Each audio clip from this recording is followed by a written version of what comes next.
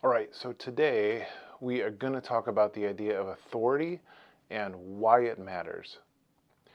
We're going to look at the different places that authority in our culture have shifted and have changed, and not only what's happened, but why it's happened, why it matters, why should we even be talking about it. And in order to be able to talk about authority well, I'm going to be walking us through a book that I recently read that's incredible called The Revolt of the Public and the Crisis of Authority by a guy named Martin Gurri.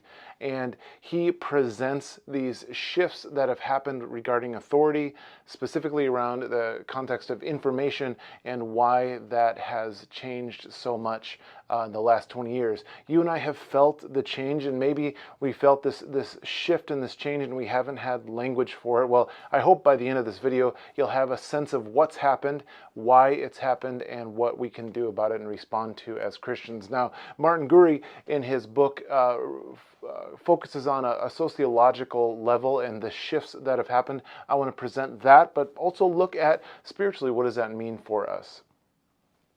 The idea around authority, and I'm going to define it for us, but the idea around authority is that authority doesn't go away. It doesn't kind of disappear and reappear. It's not like whack-a-mole. Authority is something that gets kind of moved around. It doesn't get lost. It just kind of disseminates into other things. And so we've seen authority not go away, but we've seen it simply move to someplace different. We've experienced it, but we don't have the language for it. And I want to look at why does that matter? Because authority always equals how and what we trust, right? That's the real idea of authority, not authoritarianism, which is this direct kind of forcing of things to go a certain way, but authority. And authority always equals those things in which we are called to trust. So authority and trust go side by side; they're hand in hand. But authority has dissolved itself not into a few people or a few places or a few organizations. It's dissolved into the public. And that's not all bad. Actually, there's some real good things that have happened regarding authority. The problem is we've lost it and we don't know what to do with it. Authority is always about trust, and it's about legitimacy. It's about the creation and sustaining of a trust between two entities. And what's happened is in our information age, our digital information age, everything has changed. The way information is created, is processed, is spread out, is all different. And it's all happened within half a generation, within our lifetimes. We've seen it happen right below our eyes. So everything in regards to how authority has changed in the way that we've experienced it or sensed it has happened through the way that we have processed and passed on information. What's happened in the information age is information has sped up. It's sped up in quantity, it's sped up in quality, and now everything comes at us in hyperspeed. And when it comes at us at hyperspeed in all different angles, we don't really know how to trust or who to trust. There's too many options, and because of that amount of information, these places of authority that used to exist could control information, and now there's really no control over information. It's democratized. It's everywhere. I'm recording a video that's going to be posted on YouTube where millions and millions of videos are posted every day. That's the spread, the democratization of information. And the question isn't, has authority gone away? Because it hasn't. The question is, what do we trust when authority is disseminated across everybody? The real issue is that we just don't know what to do with authority. We've lost our way in knowing who to trust and what to trust, and even why to trust it. And communication itself is responsible for this shift.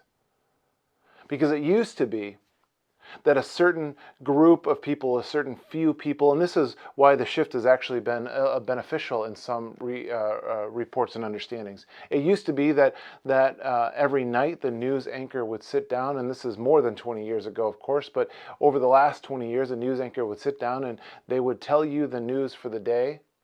And then, or also you'd get a newspaper and you'd read through that newspaper, and the newspaper would give you the news for that day. And there were specific bundles, they would call them, of information that were given to you at specific times.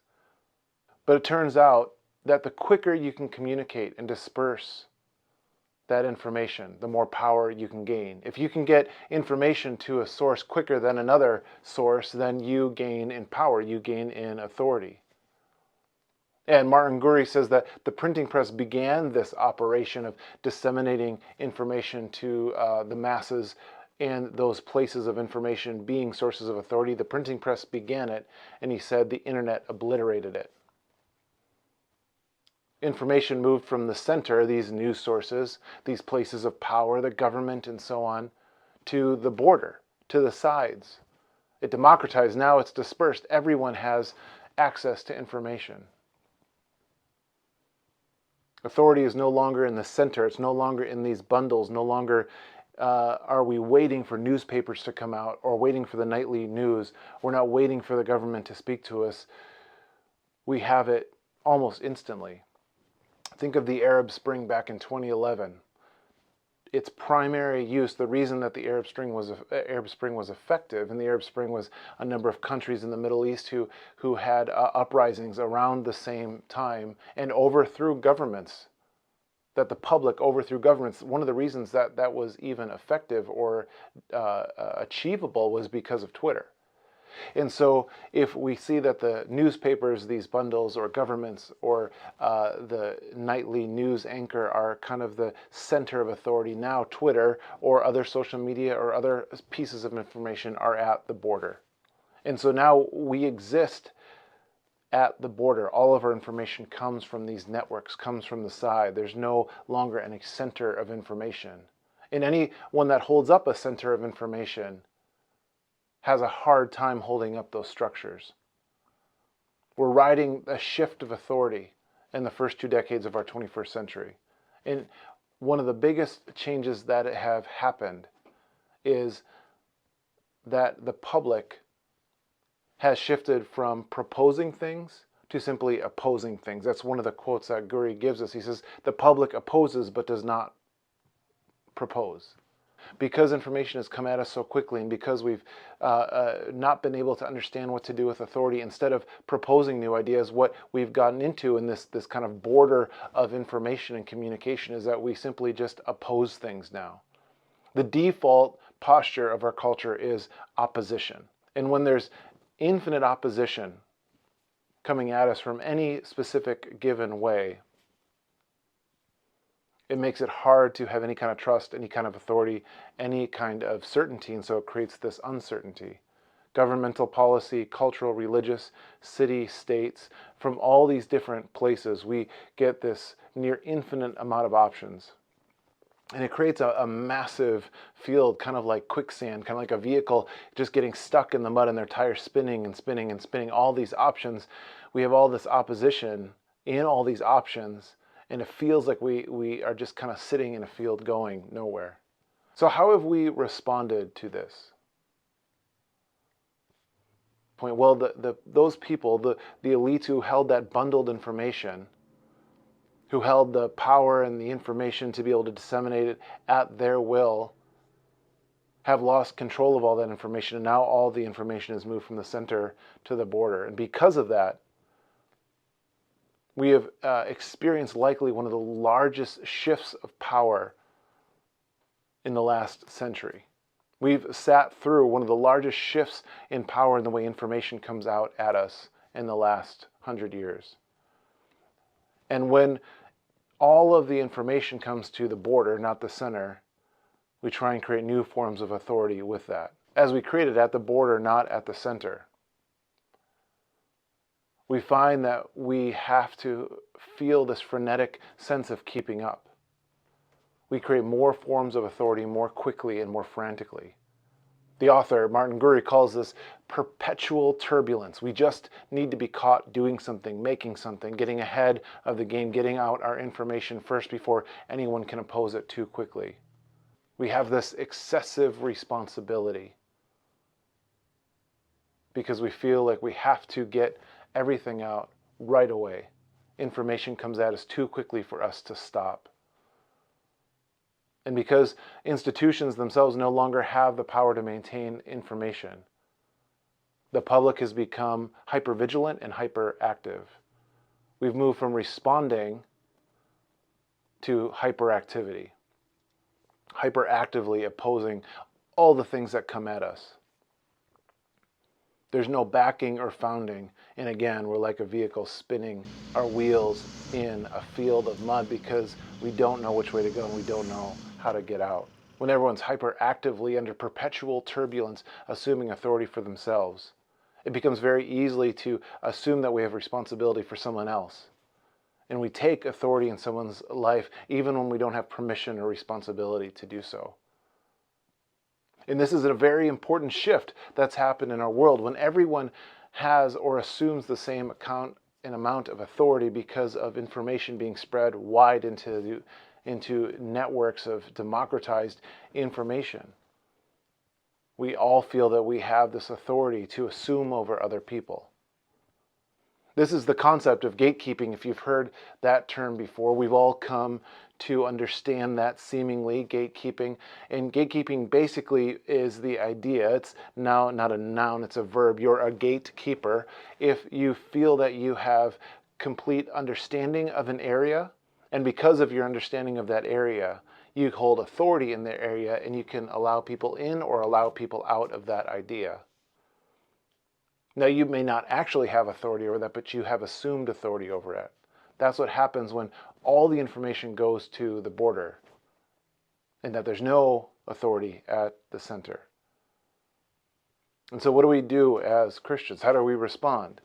Well, culturally, this is a big deal because we've not yet figured out what to do with authority. We've not yet figured out how to manage ourselves when all the authority is at the border and there's nothing at the center. So the first thing we can understand is defining where authority comes from. For the Christian, we believe that authority is found in the person of Christ, that all authority has been given to God. God has authority over everything. He is the creator and sustainer, and he has given authority into Christ. And so we trust that authority does have a center, a real, true, and sovereign center. This is why the created order matters, God's intent for creation, and then God's redemption in Jesus as part of the created order to restore back what was broken. And if we can trust God, if we can commit to trusting Christ as the one who has complete authority in our lives, as the one who has complete authority in the created order, in the cosmos, in the universe, that he is the one that sustains, that he's the one that creates, and he's the one that redeems, we can begin to place authority back in a certain area.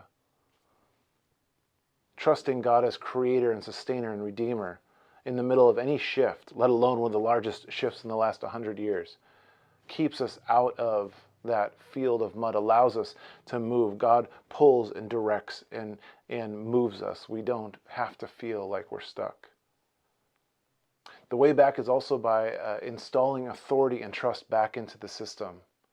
And one of the things we can do is we can look at people whose lives are filled with integrity and with character, who are doing righteous work, who are doing work that we aspire to be doing. And we can select and point to publicly those people. And as instead of opposing, we can propose the work that people are doing, who we aspire to come alongside with. We aspire to see their work completed.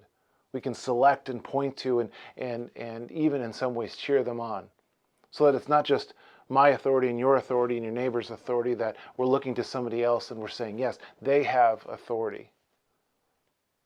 We can also unselect people that are damaging the system authoritatively.